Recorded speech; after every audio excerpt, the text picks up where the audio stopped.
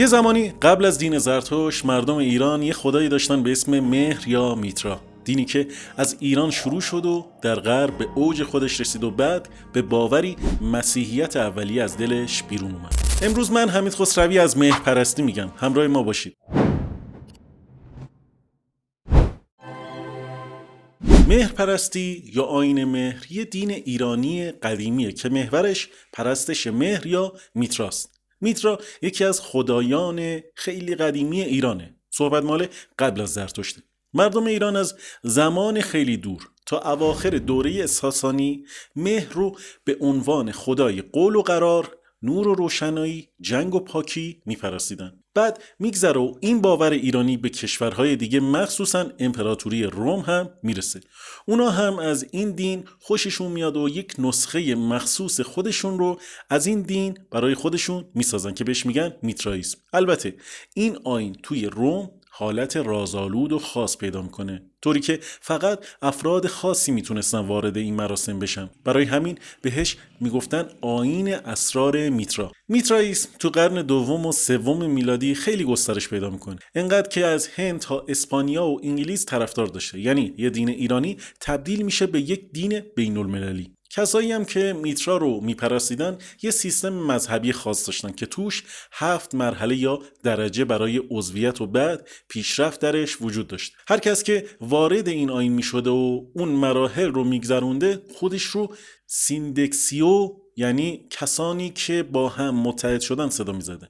اینا مراسم هاشون تو یه جور نیایشگاه زیرزمینی برگزار می شده که بهش میگفتن میترایوم. البته تو ایران بهش میگفتن محرابه. هنوزم کلی از این نیایشگاه ها باقی مونده، مخصوصا تو روم. طبق شواهد ریشه این دین ایرانیه، ولی مرکز اصلی فعالیتش تو زمان امپراتوری روم و در شهر روم بوده. آیین میترائیسم تو دوری رقیب جدی مسیحیت اولیه هم حساب میشه، ولی وقتی مسیحیت تو قرن 4 میلادی رسمی و قدرتمند میشه، مسیحی‌ها شروع میکنن به اذیت و سرکوب میترا پرستا و کم کم جلوی مراسمشون رو میگیرن و بعد پرستشگاهاشون رو میبندن و خیلی هاشون رو مجبور میکنن دست از این آیین بکشن. نتیجه چی میشه؟ تا آخر قرن 4 میترائیسم تو امپراتوری روم عملا نابود میشه و دیگه اثری ازش باقی نمیمونه، جز همون نیایشگاه ها و سنگ نوشته هایی که امروز باستانشناسا کشف کردن. خب تا اینجا یک خلاصه ای از موضوع کلی امروز گفتیم خدمتتون. حالا بریم جزئی تر بهش نگاه کنیم.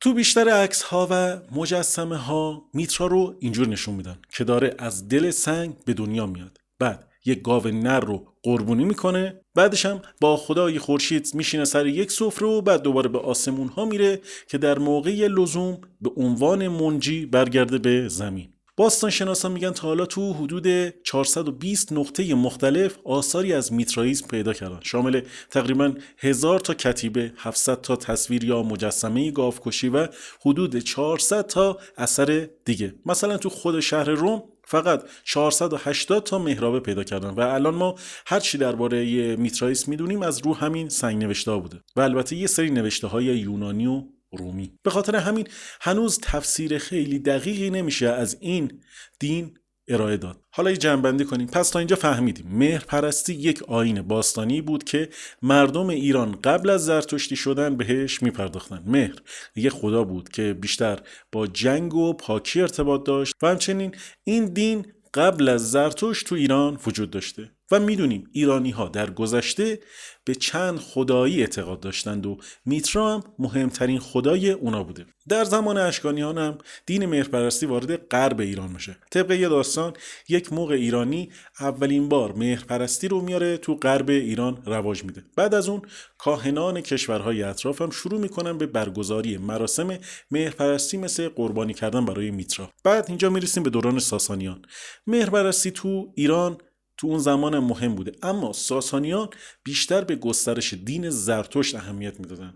خب این یک تاریخچه کلی بود از مهرپرستی در ایران. حالا چجوری شد که به اروپا رفت؟ عرض میکنم خدمتتون، ولی قبلش بیاید به نمادهای این آیین بپردازیم. این آیین 2 تا نماد داشت، چلیپا و دومار. نماد دومار درست شده از 2 تا مار بود که دور چوب عقاقیا پیچیده شدن. این نماد یکی از قدیمی ترین نشونه های آیین مهرپرستیه. نماد بعدی صلیب شکسته یا همون چلیپاست که خیلی تصویرش براتون آشناست، زمان آلمان نازی.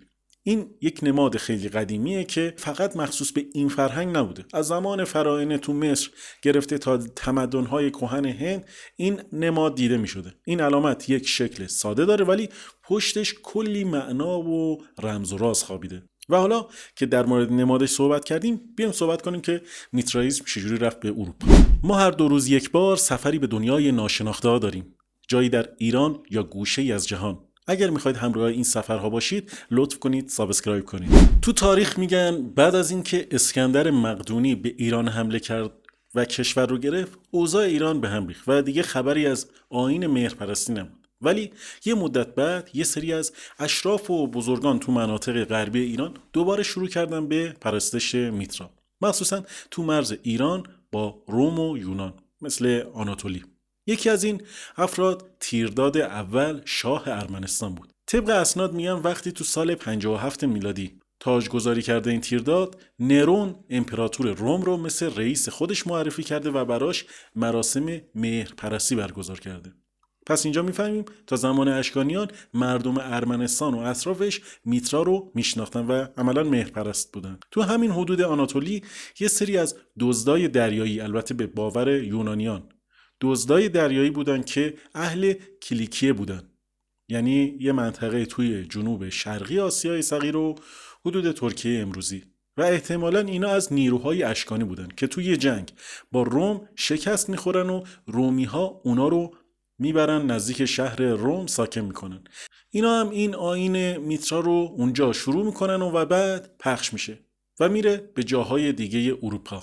این جریان ادامه داشته تا وقتی کنستانتین امپراتور روم مسیحی میشه. اون میاد و میگه آقا دیگه همه آیینا رو بذارید کنار و فقط مسیحیت، و عملاً آیین میترایی رو ممنوع میکنه. اینجوری میشه که مهرپرستی تو اروپا کم کم از بین میره. فرانس کومون، محقق بلژیکی، تو اوایل قرن 20 تحقیقاتی در مورد میترائیسم انجام داده و اولین مجموعه جامع از آثار تاریخی میترایی رو جمع کرده و معتقد میترائیسم به طور مستقیم از دین زرتشت اومده و این به دلایل فعالیت مغان تو آسیای مرکزی بوده و البته دلایل تخصصی دیگه که الان نمیتونیم بهش بپردازیم. و البته یه سری روایت های دیگه هم هست که الان اگه خواستین خودتون بیشتر تحقیق کنید، اما اصلی ترین روایت همین بود که عرض کردم خدمتتون. بعد از اینکه آیین میترایی به اروپا میرسه، مخصوصا تو روم میرسه، خیلی از عناصر که ریشه یونانی و رومی داشتن به این آیین اضافه میشن. در نهایت این آیین در اروپا به شکلی در میاد که دیگه چیزی جز اسم مهرپرستی ایرانی اشتراکات دیگه‌ای نداره. تو اروپا میترائیسم یک آیین ویژه‌ای میشه که بیشتر به سربازی شبیه بوده. گفتم که سربازان بیشتر بهش علاقه داشتن. تو این آیین راستگویی و وفاداری خیلی مهم بوده. کسی که میخواسته عضو بشه باید از مراحل سختی رد میشده. مثلا اول به مهیار میسپردنش که مطالب اصلی رو بهش یاد میداده، ولی قبلش باید سوگند میخورده که هیچ چیزی رو لو نده. بعد از اون خالکوبی میشده تو دستش و سرش تا به عنوان یکی از اعضای میترائیسم شناخته بشه. قبل از خالکوبی هم چند تا آزمایش عجیب و سخت داشته. مثلا چشماش رو میبستن، بعد یک مهیار اونو رو به جلو میبرده و یه دفعه هلش میداده، یه نفرم میومده اونو نجات میداده که میشده منجی. میترائیسم در روم مثل ایرانی ها برای پیوستن به این آیین باید از 7 درجه مختلف میگذشتن. این آیین ها توی غارها یا معابد زیرزمینی به نام میترائیوم یا محراب برگزار میشده. در این آیین عدد 7 خیلی مقدس بوده، مثلا 7 طبقه زمین، 7 مقام، 7 سیاره و حتی در معابد 7 تا تاقچه و 7 تا در وجود داشته. کسی هم که این مراحل رو طی می‌کرد و به مراحل هفتم و اینا میرسیده میشده پیر، که بالاترین مقام در آیین میترائیسم بوده و عملاً نماینده میترا بر روی زمین. تو این آیین ماه، آتش، زمین، باد و آبم خیلی محترم شمرده میشده.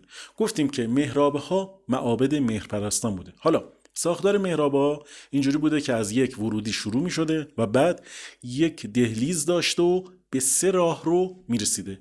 تالار جلویی بزرگترین بخش معبد بوده و تالار اصلی محسوب می شده. دو راهرویی که سمت چپ و راست قرار داشته باریکتر بودن و سقفشون هم پایینتر بوده. محراب روی دیوار تالار اصلی قرار داشته و توش یک گودی بوده که تصویر میترا رو در حاو نشون میداده. در دو طرف تالار هم نیمکت‌های سنگی قرار داشته.